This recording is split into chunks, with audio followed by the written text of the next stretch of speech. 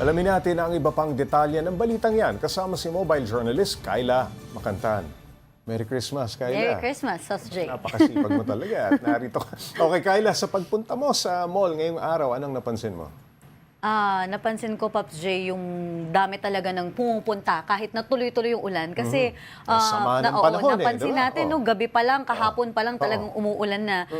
Humihina lang siya pero tuloy-tuloy. So kanina nung pumunta tayo ng alas 9 ng umaga, dahil nga 10 a.m. yung bukas ng mall, talagang may mga tao na nakapila. May pila na. Oo, nakaabang na talaga sila sa pagbubukas.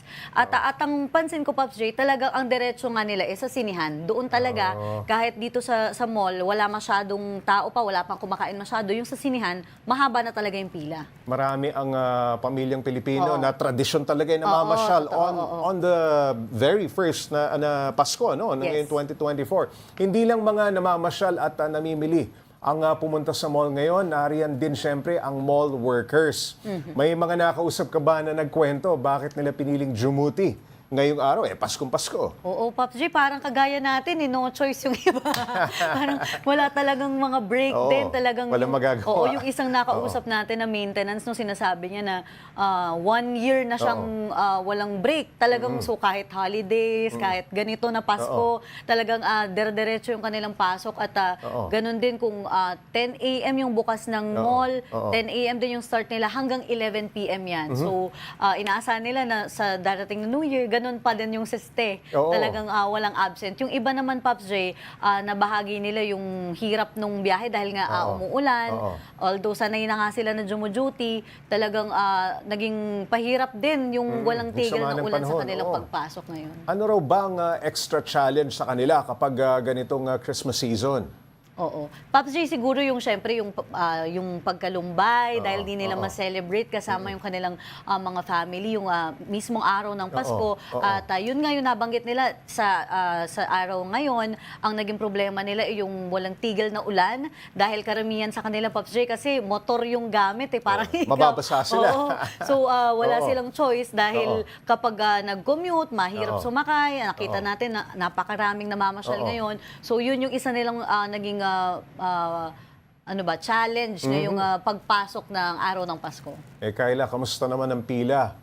No? Pila sa mga sinehan ngayong unang araw ng pagpapalabas ng 50th Metro Manila Film Festival. Kung pwede nga lang isingit, Pops J, pipila na rin ako para mapanood kasi talagang interesting yung mga palabas. Mga entries, marami magaganda. The 10, Kingdom, may iba pa. Siyempre yung The Kingdom, talagang napaka-interesting ng Pops J kasi kakaiba siya kumpara doon sa mga entries ngayon. At siyempre si Bossing Vic, kakaiba yung ano niya dito, Pops J, hindi comedy So, sa ating pag-iikot at sa pananatili mula umaga, Pops J, madami rin na yun talaga ang pinipilahan, The Kingdom. So, mukhang matagal na nilang plano na talagang Christmas Day. Oo, inaabangan talaga nila, Pops J. Okay, kamusta naman ang security sa mga mall? Oo. Naku, Pops J, muntik nga tayong masita.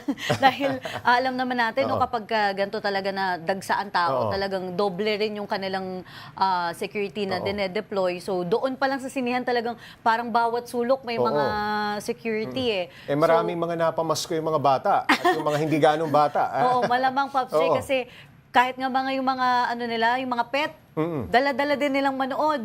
So talagang ito na yung nakita nilang bonding sa mall. Oo. Yung traffic naman. Kyla, kamusta naman ang lagay ng trapiko? At halimbawa, yung sa paligid ng mall. Sa paligid ng SM Mega Mall, Pops J, hindi ganoon kabigat yung daloy kahit na umuulan, no?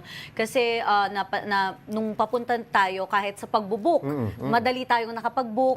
Ganon din nung papunta dito sa office. Parang ang napansin ko, Pops J, yung mga araw before Christmas Day, mas mahirap at mas mabigat yung trapiko kumpara ngayon na mismong araw ng Pasko. Siguro may ilan pa din, Pops J, na baka pagod pa sa Noche Buena. Napuyat. Okay, maraming salamat, Mobile Journal Kyla Macantan.